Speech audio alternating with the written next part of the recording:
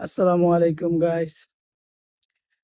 সবাই কেমন আছেন? আশা করি সবাই ভালো আছেন। তো আসলে অনেকদিন পর আপনাদের সাথে দেখা।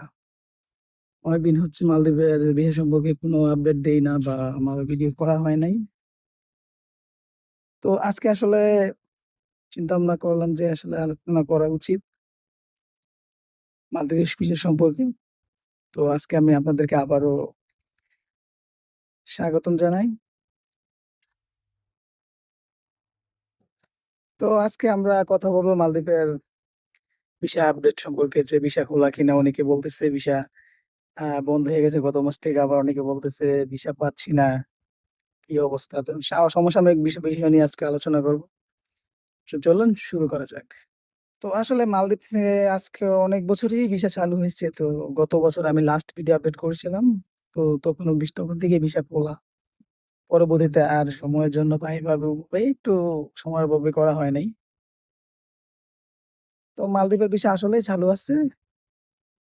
লোকও আসতেছে। তো সমস্যা হচ্ছে যে মালদ্বীপের যেসব ভিসাগুলা ও উম মানে হচ্ছে, মানে যেগুলা যে ভিসাগুলো উঠতেছে এগুলা কোনো একদম যে প্রফেশনাল বা কেউ দক্ষ হিসেবে আসে তা না। এখন আছে যেমন এম যাদের এদেশী লোক, যাদের যেটা এদেশী কোটা বলা হয়। তো যাদের ১০ টা কোটা আছে তাদের আ ২ জন লোক লাগতেছে, বাকি ৪-৫ টা কোটা বাকি থাকে। তো এগুলা দালালরা বিক্রি করে এভাবে ফ্রি ভিসা নিয়ে আইসা এই যে গেস্ট হাউসে থাকে লোক, নিজে বাইরে থেকে টাকা আইনা খাওয়া-দাওয়া করতেছে। অনেকে কাজ নাই। এই একটা অবস্থা। ভিসা আসলে চালু থাকলেও আসলে আমাদের জন্য কোনো উপকারও না, অপকারও না, দুটেই।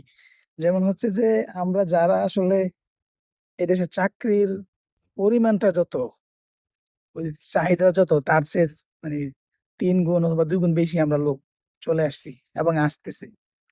তো আমি আসলে আগে থেকে সচেতন করছিলাম যে মালদ্বীপ ভিসা যদিও খোলা থাকে, যে একটু চিন্তা ভাবনা করে আসার জন্য আরকি। যে আপনারা এখানে আসার পর কি হবে সেই পরিস্থিতিটা ভাববেন। যে একজনের কাছ থেকে ৫ লাখ, ৪.৫ লাখ টাকা যে নেয়, তো আপনারা এখানে আসার পর যদি আপনারা কাজই না পান, তাহলে আপনারা এই টাকা আপনারা কবে সুদ উঠাবেন? আবার কিভাবে এই টাকা শোধ করবেন? যেমন অনেকে লোন নিয়ে আসে।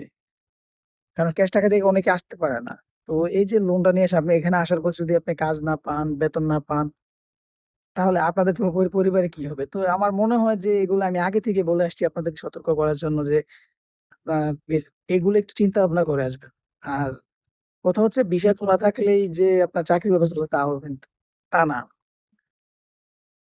এখন আমরা তো অনেকে চাইতেছি যে আসলে ভিসাটা বন্ধ করে দেওয়া এই মুহূর্তে। কারণ দালাল চক্রের যে একটা অবস্থা, আপনার এই দেশে একটা লোক যদি মালদ্বীপে যদি আপনি চিন্তা করেন যে ৫ লাখ, ৪.৫ লাখ টাকা দিয়ে আসতে হয়, তো আর ইউরোপে কি, আর মিডল ইস্টের কি অবস্থা হতে পারে? তো এই তো এতটুকুই। আসার জন্য আসলে আসার আগে যারা আমার ভিডিওটা দেখতেছেন বাংলাদেশ থেকে, আমি সবাইকে বলব যে আপনারা আসার আগে একটু কমপক্ষে চিন্তা ভাবনা করবেন। অনেকবার ভাববেন। যদি কারো পরিচিত লোক থাকে যে হ্যাঁ, না উনি আপনার উনি যে কোম্পানির কাছে আপনি উনি ওনাকে আপনাকে ম্যানেজ করে দিতে পারবে, বা আপনার আত্মীয়স্বজন বা ক্লোজ কেউ।